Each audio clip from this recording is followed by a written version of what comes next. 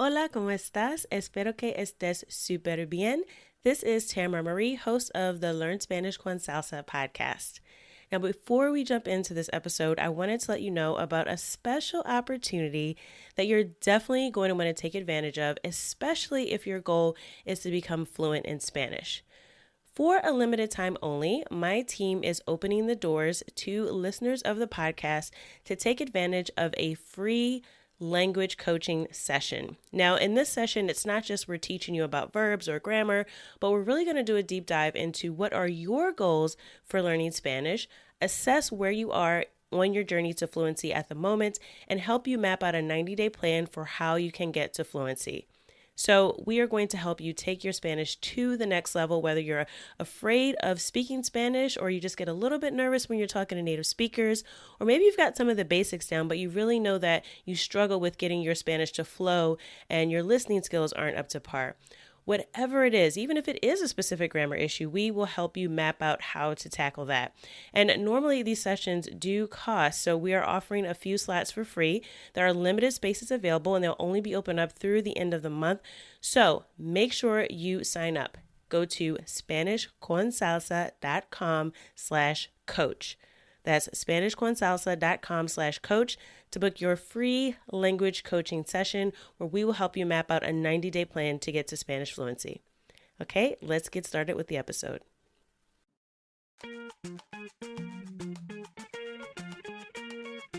Bienvenidos! Welcome to the Learn Spanish con Salsa podcast, the show for Spanish learners that love music, travel, and culture. Close your grammar textbooks, shut down the language apps, and open your ears to how Spanish is spoken in the real world. Let us show you how to go from beginner to bilingual. Here is your host, certified language coach, Tamara Marie. Hola y bienvenidos. Welcome to episode 6 of the Learn Spanish con Salsa podcast. In this episode, we're going to continue to talk about language exchanges. Now, if you didn't catch our last episode where we talked all about best practices for how to establish an effective language exchange, go back and listen to episode 5, where we talk all about the details of how to set up a language exchange. You can listen to that episode at learnspanishconsalsa.com/language exchange. That's learnspanishconsalsa.com/language exchange.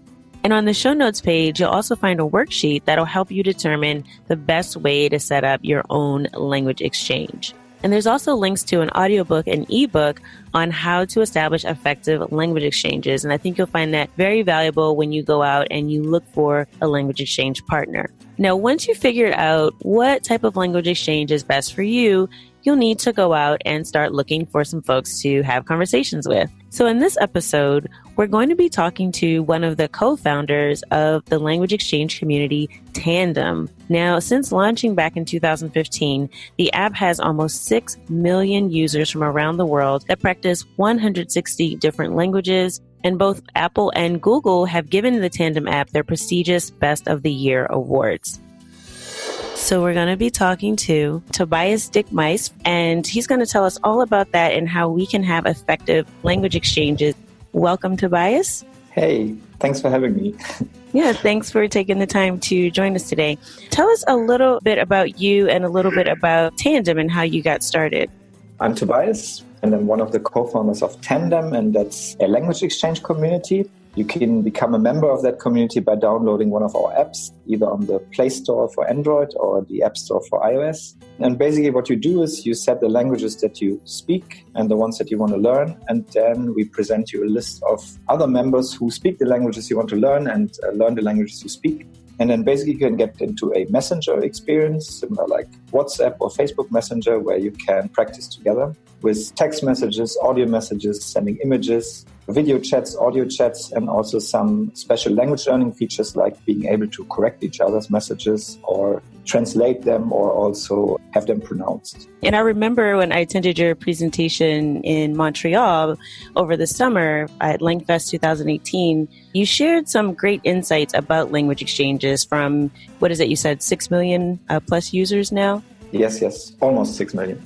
So can you share with us some things that you've learned that can maybe help language learners have more effective language exchanges from your huge community of members that have been trying to practice and learn different languages? Oh yeah, of course. There's a lot of factors that basically contribute to a successful language exchange. It starts from how to find a language exchange partner to what you actually should look for in a partner, and also then how you go about actually practicing and learning together.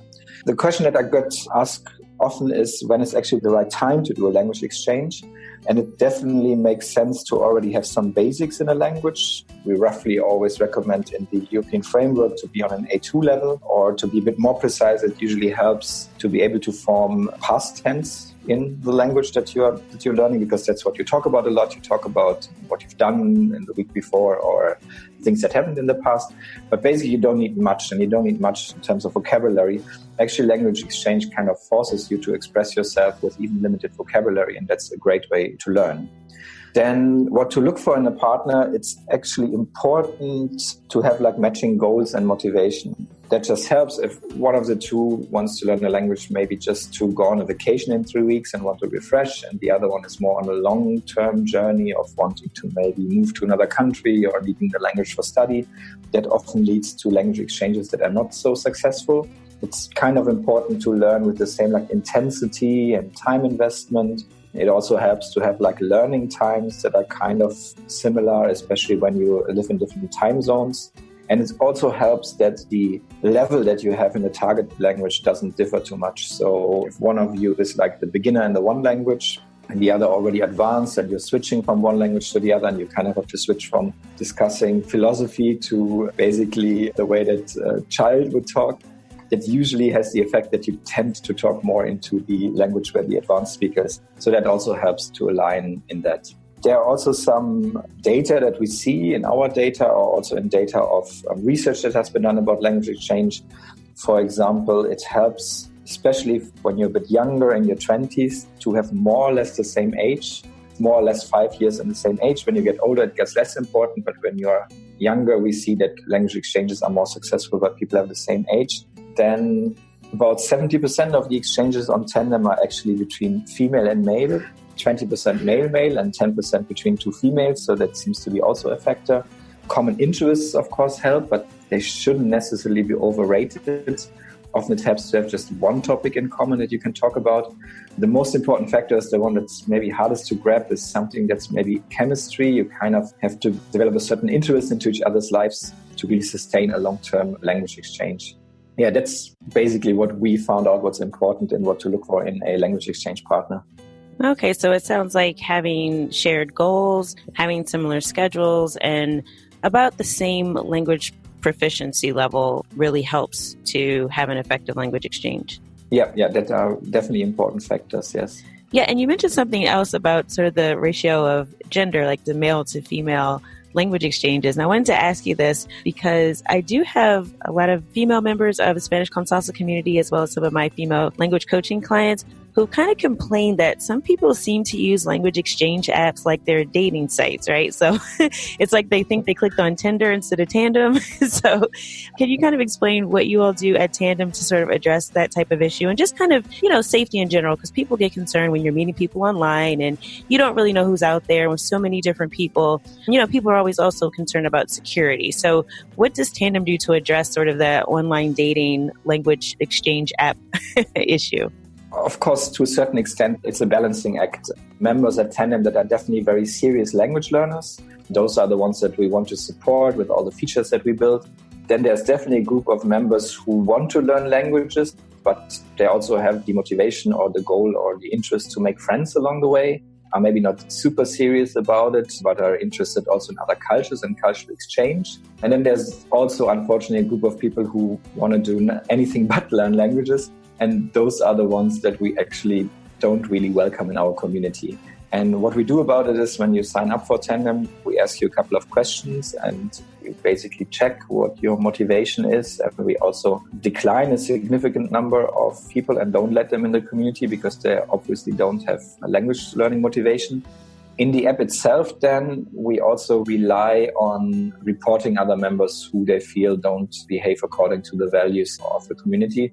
because we don't and we never want to monitor chats. So we cannot rely on that, but we take reports very seriously and blocking seriously, and then also kick people out if it's necessary.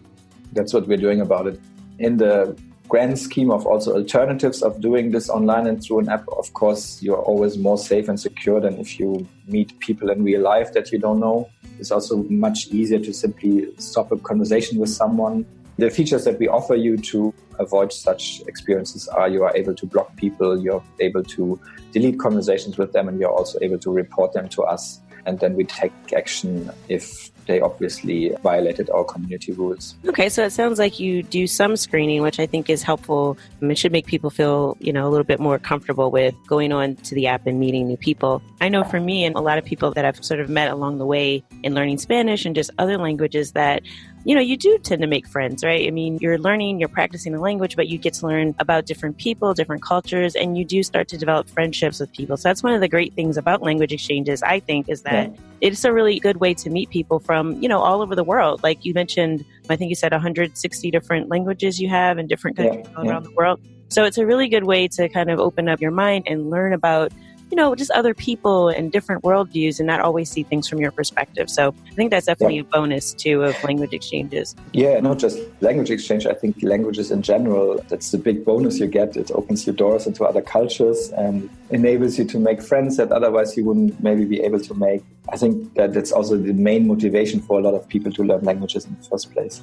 And how often would you recommend someone actually communicate or have conversations with a language exchange partner to really begin to make progress? Because we talked a little bit about scheduling, having shared interests and goals, but kind of once you kind of have all that and you find sort of your ideal partner or maybe a few people that you can chat with on a regular basis, how often would you recommend really having that practice and interaction in the target language to really get good?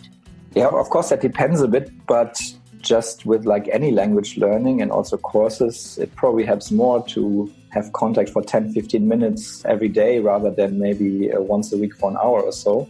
So the more often, the better it is.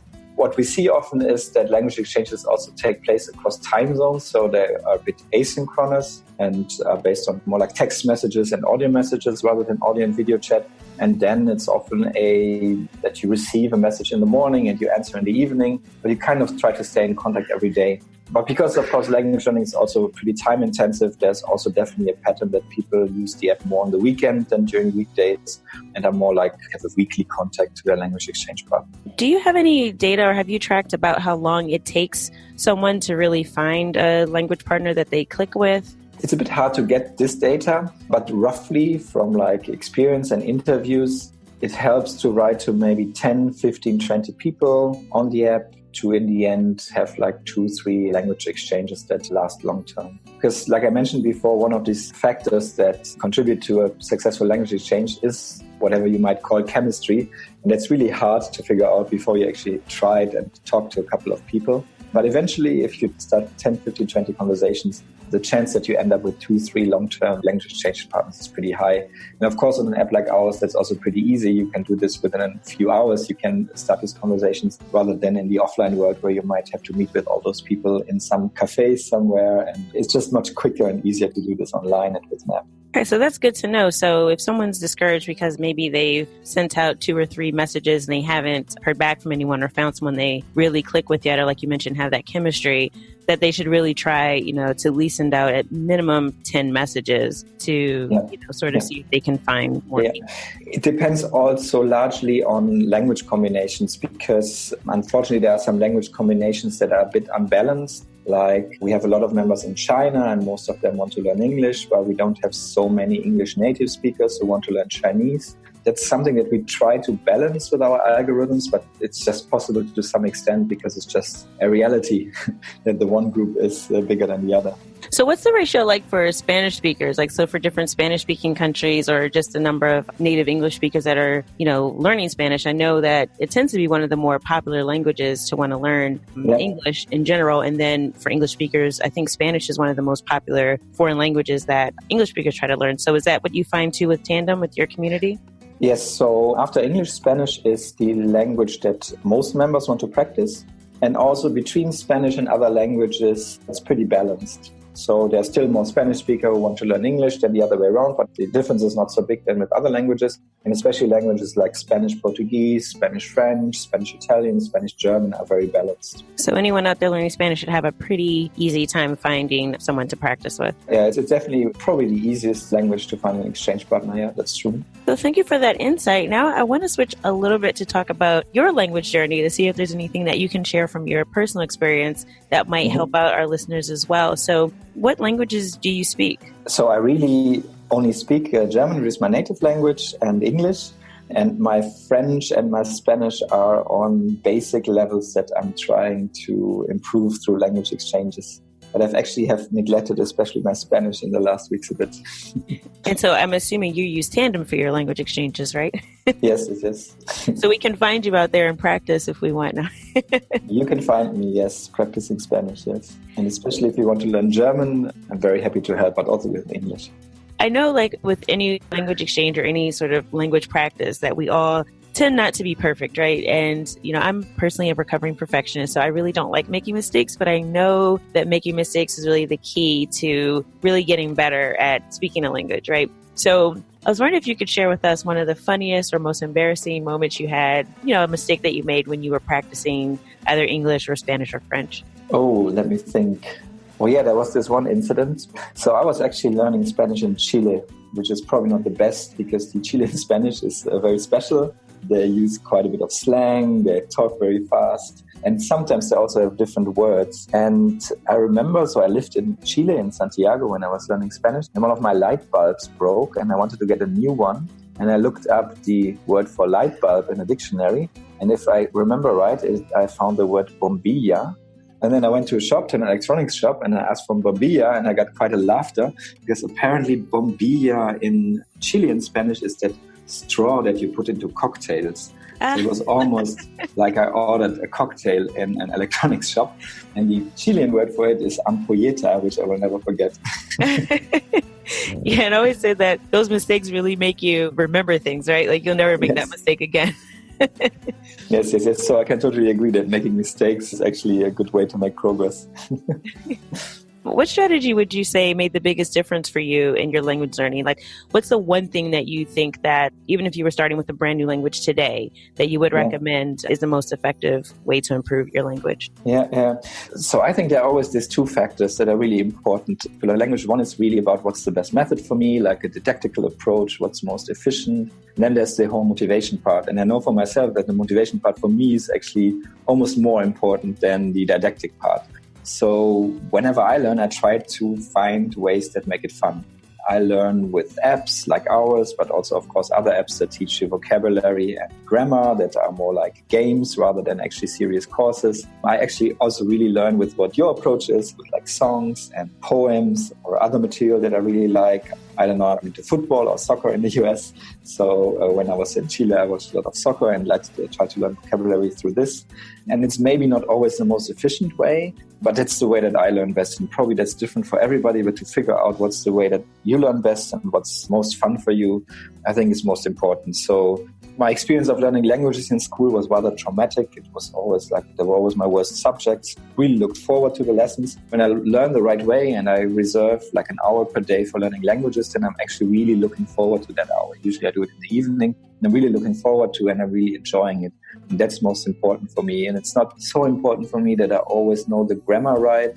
Usually I start to study these boring grammar tables when I failed a couple of times to build the past tense of something. When I kind of ran into a wall like 3 times, then I'm super motivated to do that. If I do it without any context and without any concrete need, then it just doesn't work. I can't remember all this stuff. So that's how I learn. It's maybe not really the most efficient way, but for me, it's most efficient because it's fun for me. Yeah, I think you touched on a few things there, making sure that you're doing something you enjoy so you actually look forward to it. Because I think when we force ourselves or we approach like I have to take a class or something, it does get boring and it's not really relevant. And then you're dreading, learning. And especially like you mentioned, I think a lot of us have had experiences in school with learning languages where, they weren't the best. So really finding a way that the language works for you is really important. When it comes to kind of what's relevant content for me, then language exchange also works really well for me, because the kind of content that I'm studying are messages that someone wrote to me, like somebody took the effort to write me a personal message. So of course I want to know what it means. I want to decipher it. And I also want to write a meaningful reply. There's no more relevant content for me than something like that. It's much more relevant than reading soccer news or something like this. Somebody wrote a message for me that's like the biggest motivation for me to actually trying to understand. Thank you for sharing that. Now we're going to do our quick fire yes. round. So this will be an opportunity for you to practice your Spanish. Okay. All right. So Tobias, ¿cuál es tu canción favorita en español? En español es la canción La Flaca de Jarabe de Palo. ¿Cuál fue la última cosa que leíste, miraste o escuchaste en español? Creo que un poema de Pablo Neruda. ¿Recuerdas cuál fue la poema? La poema se llama Tus pies. Ok, saca tu teléfono, tu móvil y busca el último texto que recibiste y trata de traducirlo al español para nosotros. Un momento. Es un mensaje de una amiga que visita Berlín. En inglés, is there good food in my area? Y en español es, ¿hay buena comida en mi área? Muy bien, gracias. Y la última pregunta, eso es una pregunta al azar. This is like a random question.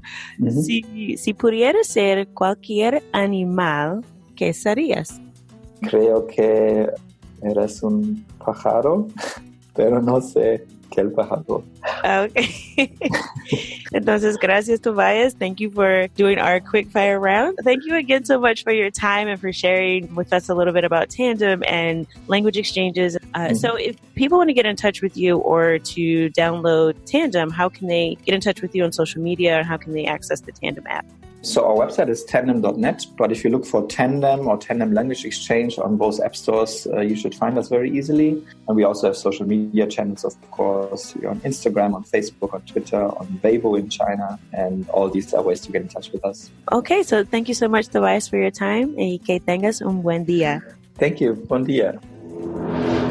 I hope you've enjoyed this episode of Learn Spanish con Salsa. Now, to access the show notes page to get a link to the Tandem app, as well as all of the things we talked about in our episode today, go to learnspanishconsalsa.com/tandem. That's learnspanishconsalsa.com/TANDEM. And you'll be able to access a special link to join Tandem right from our show notes page. And with that, as always, I hope you have learned something in this episode to take you one step closer from beginner to bilingual. Adios.